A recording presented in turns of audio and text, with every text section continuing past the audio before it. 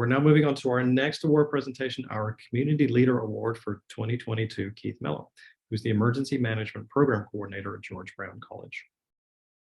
For almost 17 years, Mello has been the Academic Program Coordinator and Professor at the School of Emergency Management at George Brown College in Toronto. With just over 11 years of experience at Seneca College, he also facilitates 3 different programs where he inspires his learners to reach for the stars. He holds a master's degree in disaster and emergency management and a law and security administration diploma. He has completed his designation with Emergency Management Ontario as a community emergency management coordinator. He is a provincial instructor and is certified as a professional in critical infrastructure protection. Mello has served as the Vice President of the Ontario Volunteer Emergency Response Team, which responds to local and international disasters.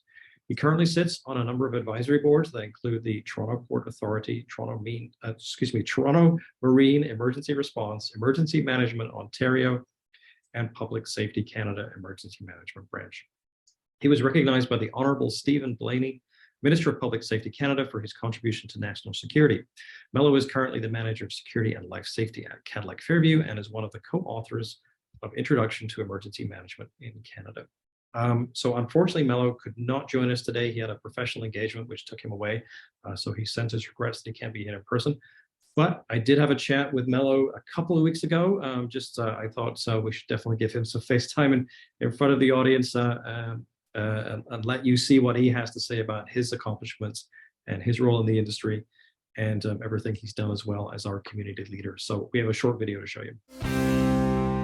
So welcome, Mello. Congratulations on your award. I know you can't join us in person today because you had another commitment, but we wanted to catch up with you obviously before the award ceremony, just to give you some FaceTime with our live audience today.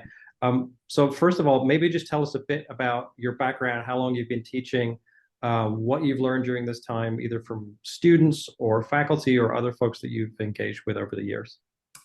Well, I would like to first thank you, Neil, and Canadian Security Magazine for nominating me. So thank you so much. So I've been at George Brown College, the School of Emergency Management, for almost 17 years in the Emergency Management Security program. I've also teach at Seneca College in Police Foundations, Advanced Investigations and Enforcement, as well as 911 for 11 years. And what have I learned? Well, the 2 colleges are slightly different. George Brown, we are geared towards more adult professionals. So I come across individuals in policing, fire, EMS, security industry, critical infrastructure. And, as adult learners, we all learn from one another. So it's all about storytelling. Seneca is a little bit more different. Seneca, they tend to be a lot younger. Majority of them are right out of high school, and they're very much like an open book. So I've learned to share my wealth of knowledge and passion with my Seneca students, which really drives the importance of opening up that book, filling my knowledge, and hopefully they'll take something out of it and use it to grow. And I have to say that I've had excellent mentors over the years that I've learned from, that I've also co-taught with here at George Brown. Shane Mintz, fire background, Steve Rowland, EMS background, the godfather of emergency management, who I like to consider Bill Nidos, who was with law enforcement, and then Ben Parent as well, nuclear operations. And I got to tell you, learning from them about lessons learned or best practices, I plagiarize that and I share it with learners, and that's how I've learned from them, and we all learn from one another. So you've been involved with the community obviously for many years. How important is that to you as a professional in security and emergency management? And how would you suggest that other security professionals get more engaged with their communities? I would say the volunteering started at a very young age, where I was coaching in soccer, and it just evolved into more volunteer work. And I believe that giving back to your community is a big deal.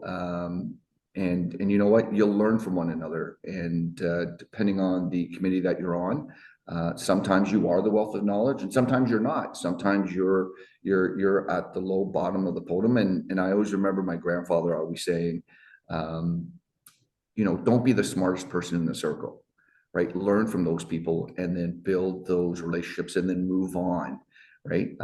So volunteering has been a huge part in my life. Right now, I'm with Public Safety Canada, Emergency Management of Ontario, just providing, like, especially with Emergency Management of Ontario, really providing the private sector perspective of emergency management and so forth. And so we're all learning from one another. So I would say, especially for the young folks out there, definitely continue giving back to your community. And speaking of the young folks, you obviously engage with them on a regular basis. Do you have any words of wisdom for people who are just coming into the industry, sort of making that transition from education to the profession? So I'm a proud graduate from Humber College, and I will share with you, and I still use this today, my first class, first semester, my professor, Gina Antonacci. I remember her saying, and I'll quote, "Become a commodity." And at first, I didn't really understand what that meant, but it basically meant, you know what, get diverse in whatever you do. So, for example, I worked for a security company called Olympus Security when I turned 19, which is basically a few years ago. They offered not only security, but they offered condos, mall, residential, mobile.